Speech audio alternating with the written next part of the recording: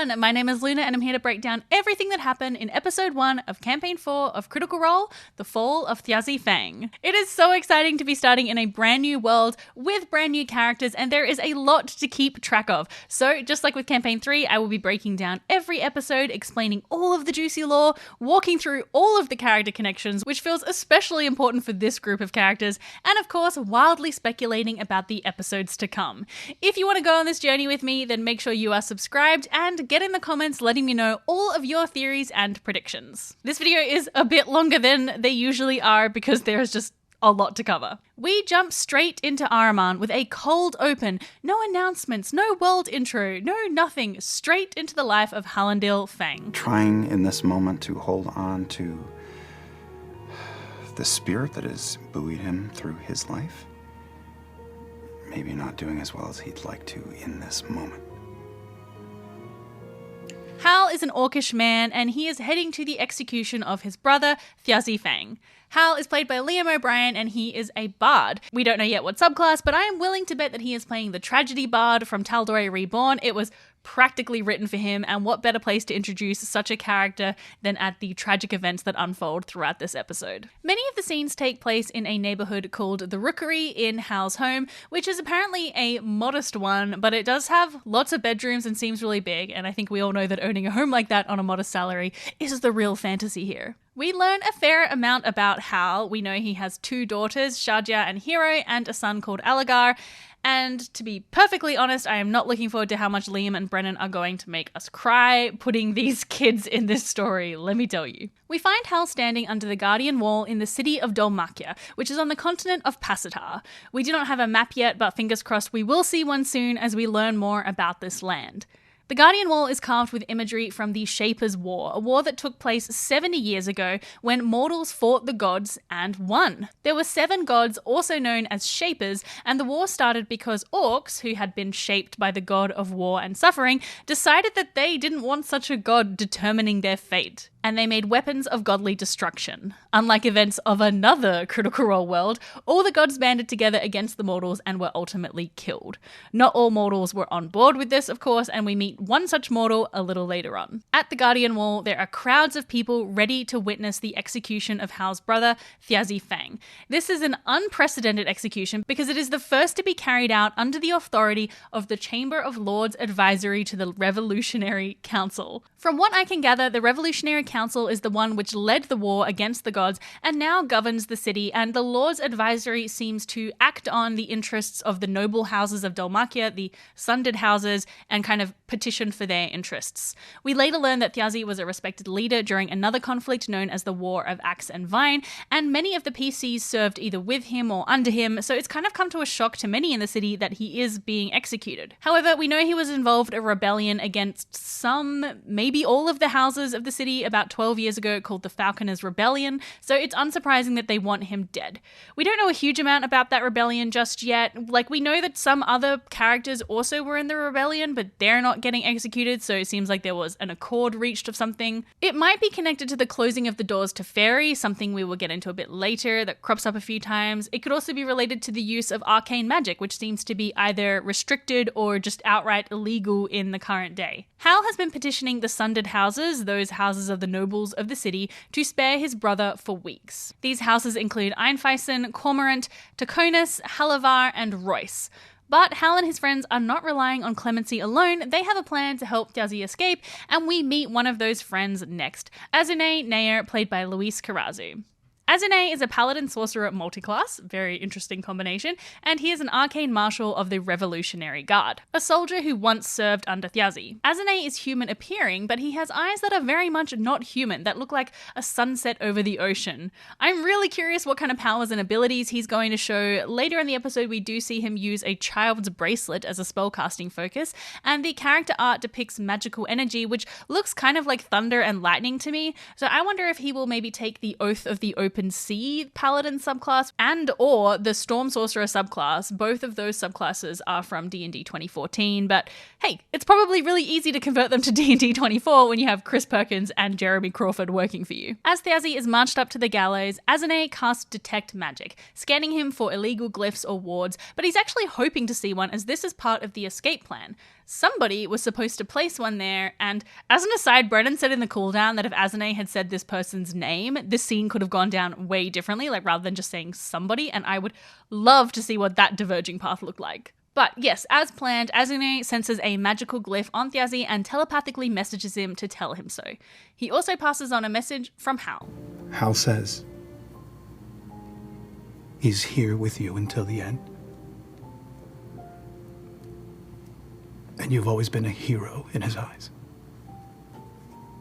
Azane tells Thjazi that he has lit many fires and those fires will continue to burn after he has left the city, escaping this execution. As the rope is placed around Thjazi's neck, he scans the crowd for Hal and the two hold each other's gaze. What are you doing for lunch after this?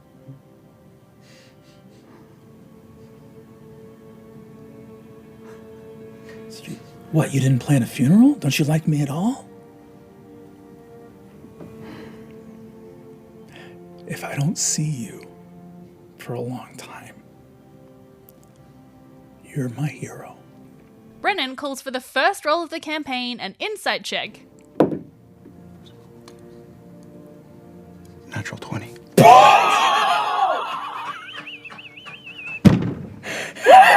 I mean, how good is that? Beardsley could not have done it better. And with this check, Hal sees his brother notice something flying in the sky and he begins to panic. Somehow, Thjazi realizes that the escape plan has failed and he calls out his final words. The false authority that now condemns me to death will fall. I regret only that I will miss the glorious celebration when your calumny and destruction comes to an end. He looks to you and in his mind says, tell Thimble not to be scared. He looks out and says, I can still hear the falcon's cry! The lever is pulled. In your mind, he says, tell her that the rope goes taut. Snap. What an opener. I really enjoyed this cold open, although it did throw me off a little just because we're not used to it. I liked that the whole time. I was kind of like, what? Who? Wait, where are they? Who said that? And I guess it's just because I love piecing together lore and sort of like frantically scrolling down notes. It's prime material for that. But yeah, let me know what you thought about it in the comments. I'm curious to see if they stick with this format or if they return to their original format of having like announcements at the top of the show. I think this cold open really speaks to Brennan's experience of making TV shows because his other D&D show, Dimension 20, is really a TV show first and a D&D game second. So I think he's really good at structuring things with that in mind. Following the shocking execution, Hal and his daughter Shadja prepare their home for the Farum or the Wake. As orcs, they follow the old path, which we don't know a huge amount about yet. It seems to be a path of orcish traditions, maybe orcish druid traditions, and it is referenced a few times by the orcs in attendance. As they ready the house, Shadja's mother arrives, Tasha Loy, an orc druid played by Abria Iyengar. Tasha and Hal are no longer together as she felt a calling to a druidic path and left the family home to pursue it, but her and Hal still seem very close and she also seems to have close relationships with her children. She doesn't let you go right away. That first, like the moment she feels you kind of pull back when propriety says, like, this is enough for an embrace, she pulls you a little tighter. And I'm actually going to cast enrichment on this spot. Awesome. For the next year. Plants in a half-mile radius from exactly right here will be a little more fruitful and a little more green.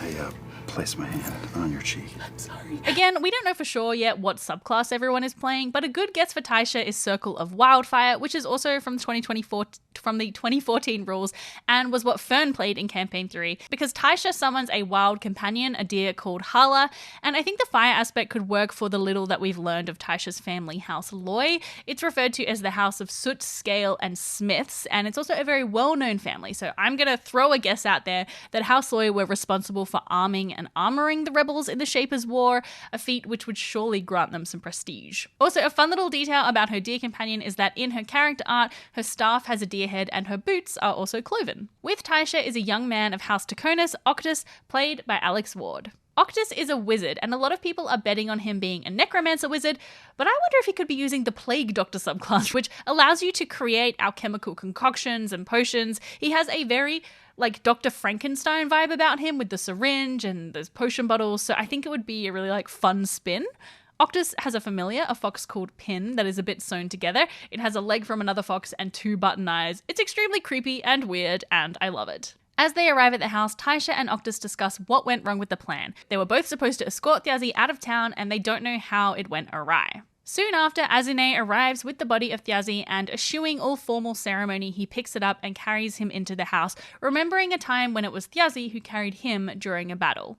He lays him down, and Hal is overtaken by his own memories of a childhood spent with his brother. We later learn that they are half-brothers, that they didn't grow up in the same house, but they were still incredibly close, and this is when I really started crying. I'm like, I don't know anything about this guy, and I'm just like weeping for him the way everybody's talking about him. Thjazi is laid out on a table and surrounded by his things and tokens and his favourite booze and just little remembrances of his life. Octus pays his respects. He's seen many cadavers, but this one is different. Laser focused on the body and kind of crouches down and sits next to it and looks and goes,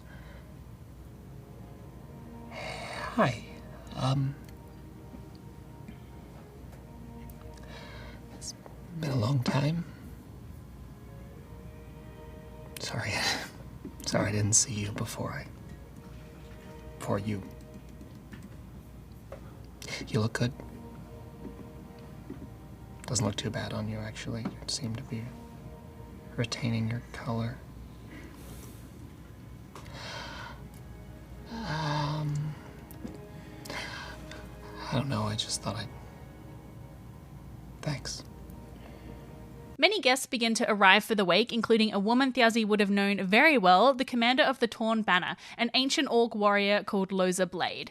She is accompanied by a lionfolk man called Teor Prideside, played by Travis Willingham, and can I just say, I love the accent. That is 19. 19. Oh, shit. First voice. Teor is a paladin, but he doesn't carry a weapon, at least that we see in his character art. He is carrying a shield, it looks like, on his back, and in his paw is a carved lion's head, possibly his spellcasting focus, or maybe a totem of his house. It also kind of reminds me of a child's toy, so I don't know. I do wonder though if he's going to use his claws or fists as his weapons. In D&D 2024, Divine Smite now works on unarmed attacks, so it would be pretty cool if we get a what is the word of like a punchy person? Somebody that punches a lot. I know there's a word for it, but I can't remember. A rowdy? Travis said in an interview with Temple of Geek that Teor's story right now is rather simple, and Teor is very stoic because he wanted to be able to adapt to the new world being created for Campaign 4, so I'm just really looking forward to seeing what direction he takes him in. Teor and Loza only recently arrived in Dhalmakia, just in time for the execution, in fact, and they are both confused how a man with Thjazi's standing came to be executed in such a way. Teor fought with Thjazi and Azune in the Falconers' Rebellion under Commander Loza, and they are both disturbed by this turn of events. Hal greets them and they go to pay their respects at the body. You married a noble woman. Commoner kid from Dhalmakia. Grew up on the other side of the river from my family, and you married a noble just from, I don't know, whatever moxie you had. Cut of your jib must have been pretty impressive. And 2 years after you married her, you joined a rebellion against her house. You were the craziest bastard I ever met. This noble woman that Thjazi married is called Lady Aranessa Royce, and we meet her a bit later on. Meanwhile, a carriage arrives from House Hallovar, and inside is Wiccander Hallovar, the heir to the house and light priest of the Candescent Creed, a relatively new religion within House Hallovar which worships the light. Wiccander, or Wick, is played by Sam Riegel, and he is very nervous approaching the house, having just witnessed the execution. I mean, I've just never seen a real dead body like that before, and it was just sort of hanging there, all sort of the color drained out of him, and it was very I'm going to need a drink as soon as we get there, all right? According to Wick's character card, he is a cleric, which fits for a priest. You know, he could be a light cleric, which would make sense for a religion that worships light. I also think an Inquisition cleric could be a compelling choice, especially for the heir of a powerful house, which likely craves control. But it is very, very strange that Wiccander's highest score is charisma, when usually clerics have high wisdom. So either they have swapped his spellcasting trait to charisma, or there is something else going on. I've seen some some speculation that he could actually be a sorcerer, but I'm wondering if there are some warlock shenanigans, given that his family has ties to demons, because speaking of demons, he has one under his wing, a protege, a literal demon called Tyranny, played by Whitney Moore. Hi, I'm a demon, and my name is Tyranny. And I really am sorry that when they killed that guy, I said, "Can I eat that?" It's just a little demon humor. I don't know. Tyranny is a warlock, and for some reason she is an aspirant to the Candescent Creed. This new religion seems to be taking in demons, I think to prove to the world how good their religion is, but I really want to know more about how this was set up. Like, why would the demons even be interested in joining the church? Basically, what is this whole deal? We meet Wick's grandmother in like a flashback, and it seems she is really putting on a show of being a religious figure, but there's just like got to be more motivation to it, I think, than actually anything spiritual or divine. Wick's religion is even called out later by Lady Aranessa as being one that has no substance or perspective. I'm going to hazard a guess that Wick's grandmother has made a deal with some demon for powers for her house, but Wick isn't in the know and truly believes that his powers are divine. That just feels like a fun twist, so I hope I'm right. Wick and Tyranny arrive at Hal's home bringing a well-used scimitar in a leather scabbard, which Tyranny first uses to kill a swooping magpie, and as an Australian, I know well the fear a magpie can instill. This scimitar is Thjazi's, and they are bringing it to give to Hal. House Halovar has an interest in Hal, and not just because their names are similar, but because they had a hand in signing a deed of title for a theatre to Hal, and Wick in particular hopes that Hal might use it to spread the word of the Candescent Creed.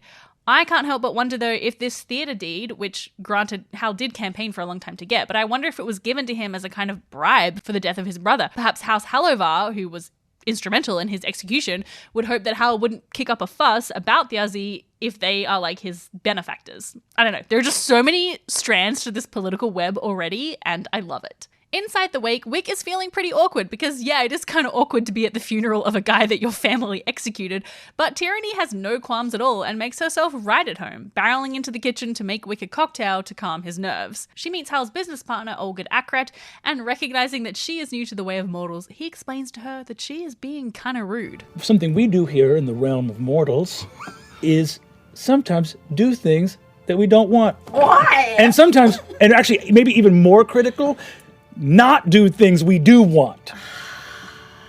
That's weird. Taisha bundles Tyranny out of the kitchen, and the two quite quickly bond over their mutual dislike for Wick, as well as some very strong liquor, which Wick is not allowed to partake of. Shadja comes to his rescue by offering him a rosewater drink and taking him to see Hal. Unsurprisingly, Hal is furious, telling Wick that he thought everything was sorted, that Thjazi would be granted clemency, but his anger quickly deflates, seeing that Wick truly believed the execution would be stopped. I spoke with my family. I had it on their full assurance that he would be spared. It is not our way to ruthlessly punish people for nothing, crimes, against a house that we don't even care about. The Taconis house is whatever. They can... Meanwhile, Octus, Azune, and Teor discuss what might have gone wrong with the plan. They decide to go to a safe house set up by Thjazi and look for Thimble to see if she knows what happened. Teor's brother Sid was supposed to be driving the getaway wagon, and he hasn't been seen by anyone, so they also worry that maybe that's where the plan went awry.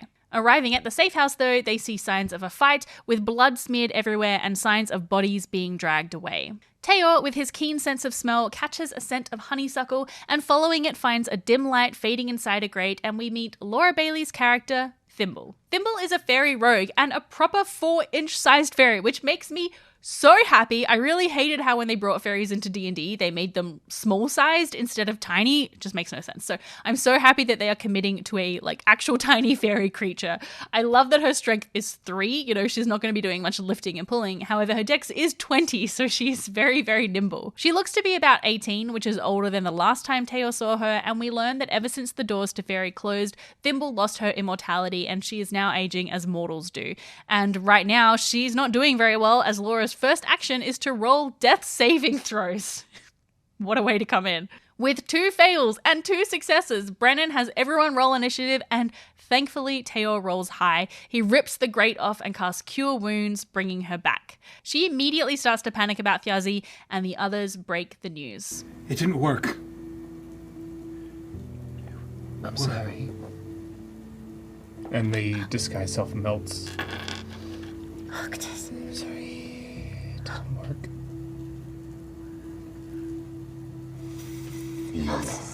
I'm sorry. I don't know what was going on here, but Thjazi's. He's gone. I'm so sorry. Thjazi's gone. Yeah, and I hold onto your finger so I can get lifted up. My wing isn't working. Oh, it's okay. Breathe. Just Thjazi's breathe. gone. Thjazi's gone. He's When? How long ago? I look up. Do I see the sky? Is it nighttime? It's no longer night. Oh. I didn't even get to say goodbye. No. Ugh, what a heartbreaking introduction. The fact that Laura was like weeping within 5 minutes of being at the table is just wild. So Thimble was in charge of making the teleportation glyph to place on Thjazi, and it's still here. Azune realizes that someone must have placed a different glyph on him, and they don't know who. Thimble was attacked by masked figures before she could get to him, and they completely ransacked the place, including stealing a black stone called the Stone of Nightsong, which we later learn she and Thjazi allegedly stole from a place called the Morn Vale, which is some weeks' travel from Dol-Makia. Teo discovers some crow's feathers, which leads him to believe the attackers were from the Crow's Keepers, a thieves' guild in the city. It's at this time that a figure appears, like a ghost in the doorway, a tall, imposing figure, Cadigan Vale, played by Robbie Damon. He stumbles just a little bit.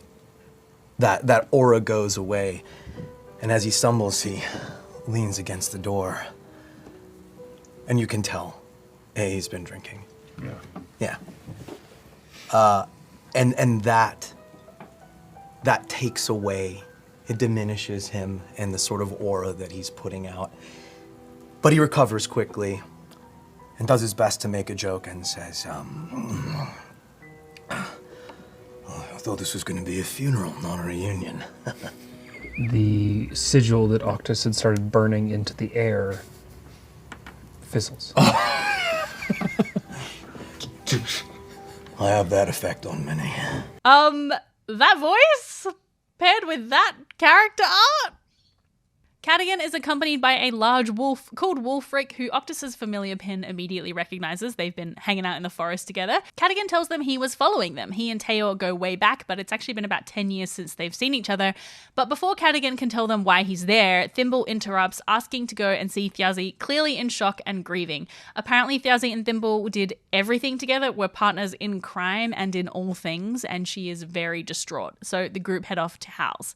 I do hope we get to see more of Cadigan next week and learn about his connection with the group, because we didn't get to see a whole lot of him. This video is brought to you by my patrons. A huge thank you to all of my patrons, and welcome to new patrons Michael Davis, Blue Wolf 63, David Benbow, and Silent Infinity. If you would like to support the channel plus get access to a bonus video where I talk about all the things I couldn't fit into this video, like the fun dynamic between Wick and Tyranny and like Taisha's whole vibe, then head to patreon.com/Luboffin. There is a link in the description. Meanwhile, back at Hal's, another guest arrives. Someone a little kooky, quite creepy, Bolaire Lethalia, played by none other than Taliesin Jaffe. With a little flashback, we see Bolaire had a strange reaction to Thjazi's execution.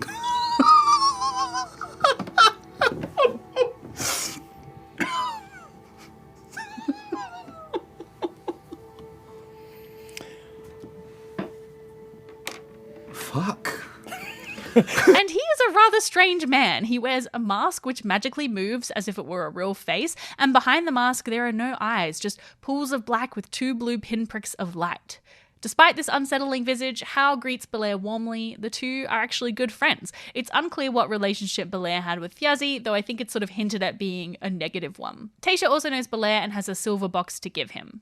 Bolaire is the owner of a museum, and he is also a warlock, but we don't know yet what kind of patron he's pacted to. I think his powers likely derive from the underworld, the land of the dead, as Brennan mentions later in the episode that Bolaire is familiar with that place.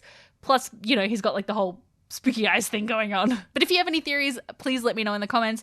And I'm just saying that Bolaire has fabulous hair. If you get that kind of hair when you make a deal with like an otherworldly, probably malicious being, then please sign me up. As Bolaire enters the wake, he recognizes Tyranny as having caused quite a ruckus at one of his museum soirees, but he doesn't remember Wick at all. And Bolaire, it's so great to see you again. I'm so sorry. I do recognize you. What was your name again? Light Priest Wickander Helavar, we spoke at great length at a few of your different galas? I meet a lot of people, but it is a pleasure. Hello. Oh. All right. You're very handsome. Thank you. That made me laugh so much. Just absolutely perfect. I think Bolaire's going to be a really fun character. It feels like he's got a lot of Percy sass, which I enjoy. Right, so we've met a lot of characters, but with 13 players, there are still more to come, and arriving at the house in a beautifully gilded carriage is Sir Julian de Venus, a fighter rogue, played, of course, by Matthew Mercer. He is accompanying a childhood friend, Lady Aranessa, who is the estranged wife, now widow, of Thjazi Fang. She is clearly grieving his death and still feels a lot of love for him, expressing regret that she did not join him when he rebelled, even against her own house. But Julian counsels her that Thjazi chose his path, he chose to rebel, and he was no longer the man that she married. We later learned that Julian unseated Thjazi and had a pivotal role in his downfall. And he also hated him. Lady Aranessa enters the house, bringing a reluctant Julian with her, and she embraces Hal, who is somewhat taken aback.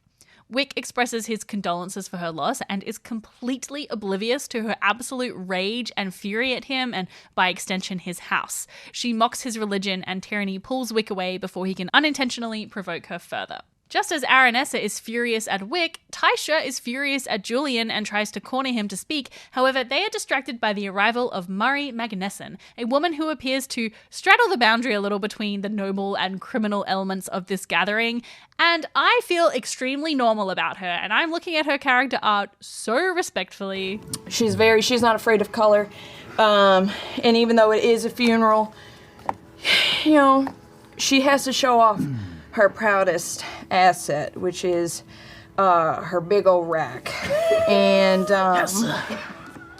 you know, as she likes to say, you know, lanterns are lit, so are the tits. Let's go. So she loves a good party. She loves a good funeral. Murray is a wizard who works at something called the Pentevral, which I believe is a school of magic because it is mentioned that Octus learns there. We know arcane magic is restricted in some way though, so maybe it's only like approved magic. She has a quill on the end of one finger and gems embedded in place of some of her teeth.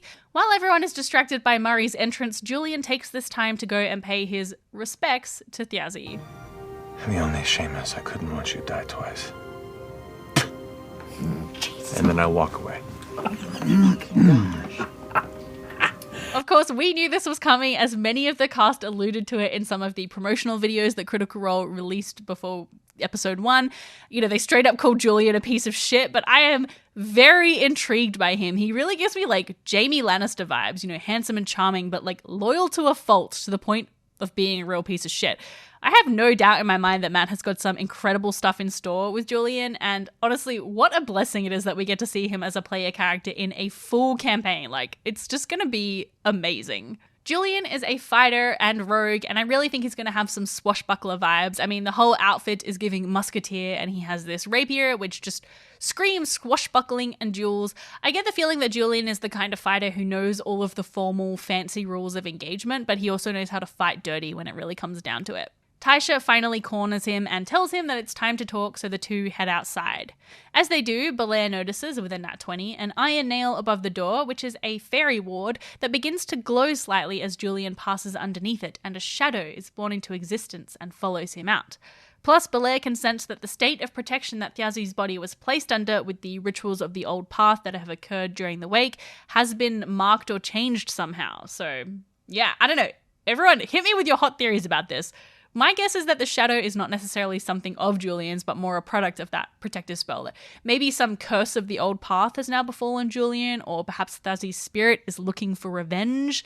I don't know, very mysterious. Outside, Tysha confronts Julian about why he is here, saying he's clearly just here to gloat, but Julian laughs dismissively, saying he's just here to support Aranessa and to get his own form of closure with Thjazi for, you know, whatever complicated relationship they seem to have had. We learn in this conversation that Julian is teaching, mentoring, maybe even stewarding Tysha's son. She doesn't say the name, so whether it is her son with Hal, Alagar, or a different son, we don't know. She's clearly very unhappy about the arrangement, but Julian says that her son has become a fine swordsman under his tutelage. Tysha continues to confront Julian about how he betrayed his family, and he sort of drops all pretense of politeness. No. Watch your finger. We're not inside the house, are we? So uneven ground here. If you want to start throwing these words away from me, you have to be willing to take it back. All right. My family was thrown into the mud by my father, and I pulled us back up. And he kind of gestures back towards Thjazi. Your kin turned on all of those who helped lift him up. And he needed to be taught a lesson. And it just so happened that I was the one who had the courage to do so. And I know that can be hard for you to muster into your stomach after all these years. But what's done is done. And now we live. And now we mourn. And it's only the work of my people that gives you a snowflake's chance in hell of any real comeback. So you're gonna watch your fucking tone with me. And if one hair is hurt on my son's head, there will be nothing you or your lovely lady patron can do to stop me ripping you limb from fucking limb. And I'll start with that pretty little glove of yours. Do you understand me? Taisha says his betrayal has done no good. The door to Fairy is still closed. I'm really desperate to know what is going on with these doors to Fairy. Why were they closed? Who did the closing? Who wanted them closed? You know, how many fairies got trapped in the mortal realm? I need details. So as Taisha threatens Julian, the night grows dark and it becomes grey, and masterful use of the lighting change there, Mr. Mulligan. Okay, wait, sorry, aside. I am obsessed with this new set, by the way. It is gorgeous. It's multi-layered and sectioned. The lighting is beautifully done. I really want to know more about how it was designed and constructed, like the lighting design. I don't know. I'm just so interested. Marisha mentioned in a fireside chat that they might look at doing like a crew behind the scenes special video, and I am begging for that, especially with regards to this set, because it's just so pretty. It really gives us a taste of the wealth and prosperity of the houses of Dhalmakia, and yeah, I love it. I love it.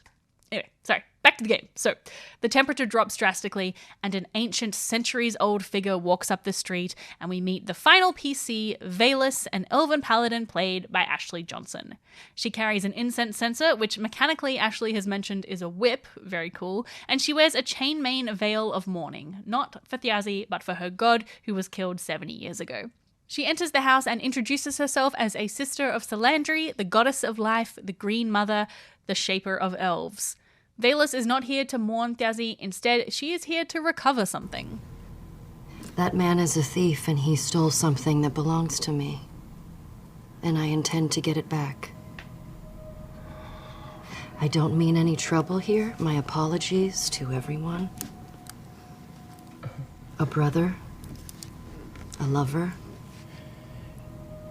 I just want what is mine. All right, we don't need to make a spectacle of my brother's passing. What is it that you are looking for, that you think he has? It is something that he stole from me. If you can show me his things, I will find it and be on my way. That's right, Vaelus is looking for the Stone of Night Song, the very stone that Thjazi and Thimble apparently stole, which was then stolen from them earlier that day. Vaelus doesn't share what it is, but Bolaire knows exactly what it is. Salandri, the shaper of elves, granted them immortal life, but in cases where an elf were to die from injury or illness, their souls would be sent to Salandri's realm of afterlife, the Garden of Spirit. They would be shepherded there by a celestial who took the form of a nightingale. However, in the Shaper's War, that celestial was killed, which meant to get to the garden, the souls of elves had to pass through the Tenebral Reaches, the land of the dead, a long, and I'm guessing not very nice journey. The stone was then created to allow the souls of elves to bypass the underworld and go straight to the garden. So pretty powerful stuff, but I'm wondering if now the stone is technically useless because without the gods, there is no gods' realms of afterlife. So yeah, I don't know. How does that work? Despite Hal saying he doesn't know where the stone is, Vaelus continues to push the point, and it's clear that she seems quite angry and impatient. You know, she's had to travel here for weeks from the Mournvale, and she doesn't relish being in the company of mortals, especially those who are probably happy that the gods are gone.